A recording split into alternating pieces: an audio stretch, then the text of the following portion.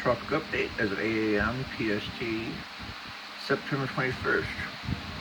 Tropical storm Beta, which is just off the Texas coast.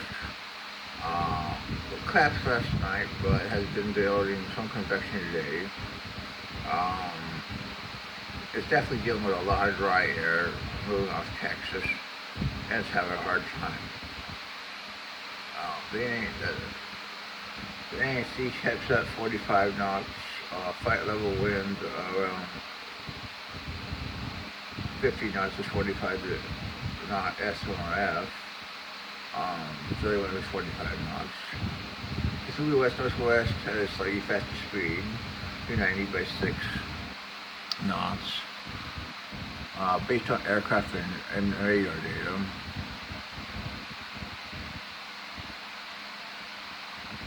Expected to move inland over.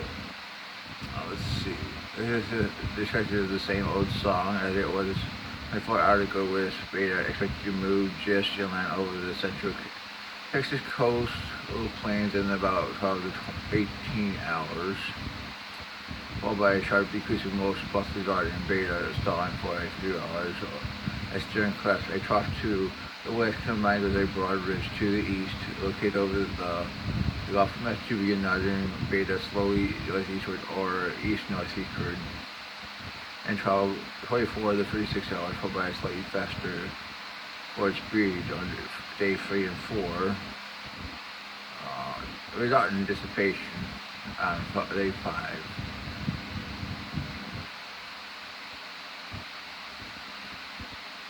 But there is a chance, based on the models, that the system could actually not even make landfall. It could actually move just offshore, maybe possibly even into Louisiana.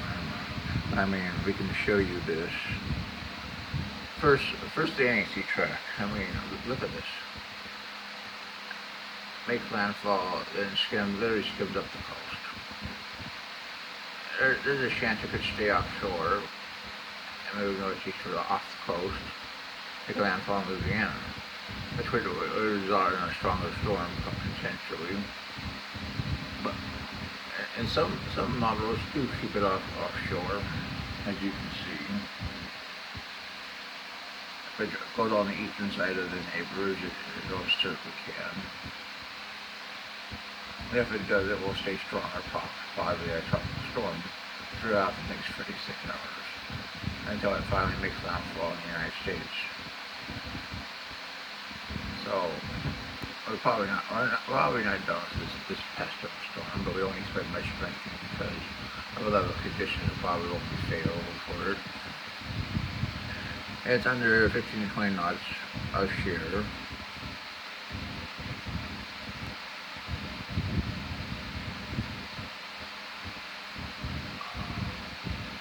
If it stays offshore, it could very well stay a tropical storm, based on what the ANC thinks, and that's what I think too. I actually do keep a tropical storm for 36 hours.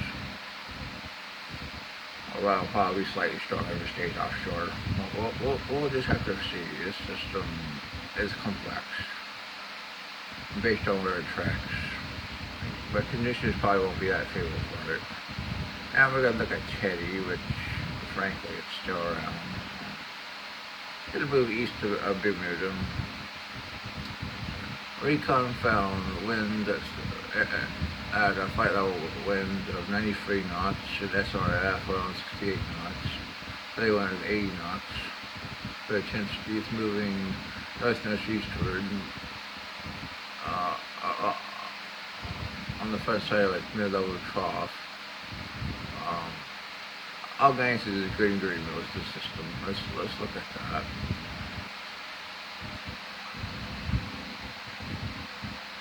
There's the guidance. Takes it northward to the northeastward into Nova Scotia, into Newfoundland.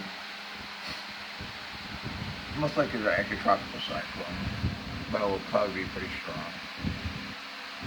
Intensity models definitely show weakening.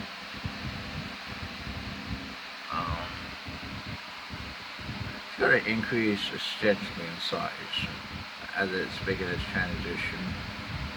Let's take a look at it. Apparently, still has an eye. Definitely weakened. There's Bermuda. Definitely got to head east of it, so it head like this. Then some more northward. Then back to the northeast as it hits um,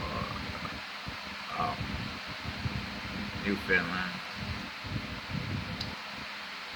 Well, that's pretty much what we have for this system.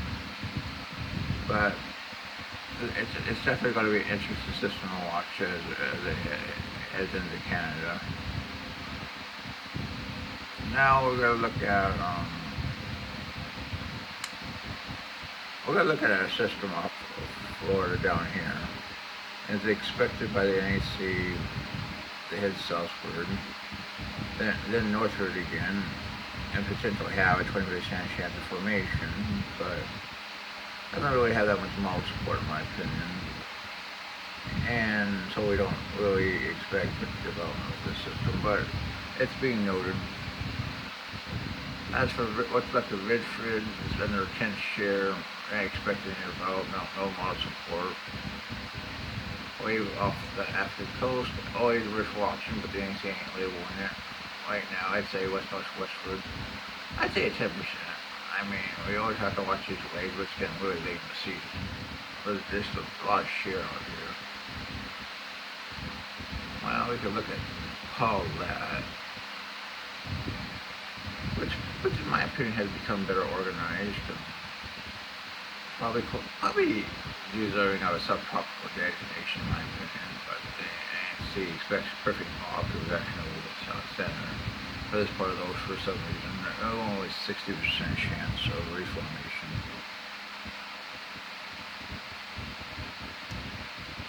Well, they say it could become a tropical cyclone today on the mall as it moves eastward at 10 to 15 miles per hour.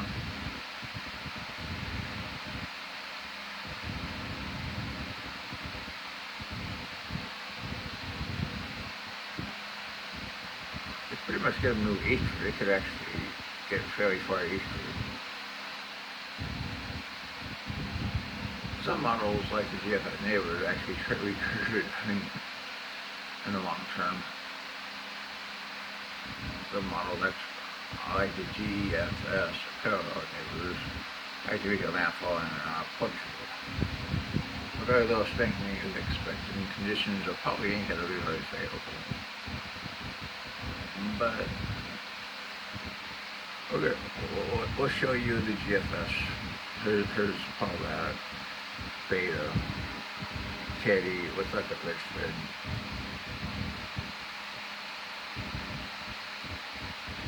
At 48 hours, here you got Beta, just off the Texas coast. You got Teddy. Let's look at 96. Boom.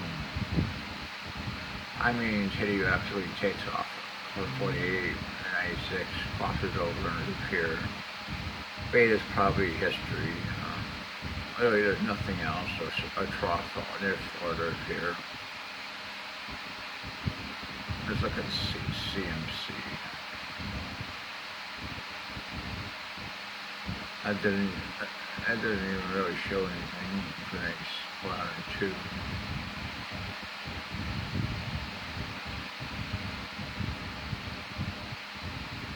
$24 based on the Canadian. 48. There's about what looks like a Paulette is. Here's Teddy.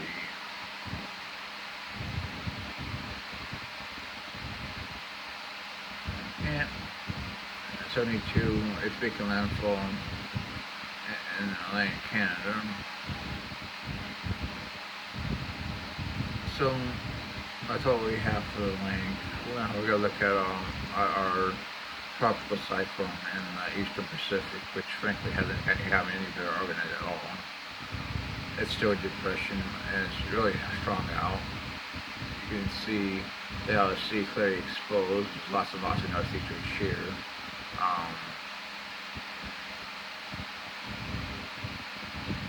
17. I mean, it's pretty much strong out. It was 30 knots for it. It's on the northeasterly shear. Flew with 290 by 12. Expected to be steered by a mid to large upper level ridge to the north end, northwest of the cyclone. That's forecast to persist this way. So northwest track, and actually take it close to hurricane by 72 hours.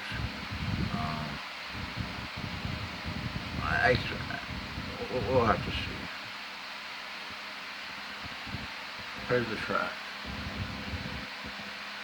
West northwest, then turn bending back to the west. West is in line with the malls. Some of the malls take it up the hurricane, but the real good ones take just below it. That's what the NHC thinks. That's what the GFS pretty much thinks for this system. But conditions in the next 25, 36 hours don't look all that favorable. But conditions based on the models do favor probably some lessening of the shear, which will allow some snaking maybe to borderline hurricane. And like the NHC just said, I mean, easterly shear during the next 24 to 36 hours, allowing for the system to become a tropical storm.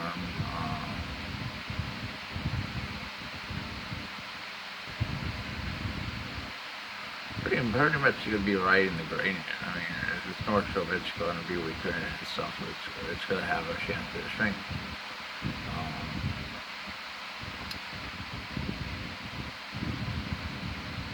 The models pretty much keep it over the water.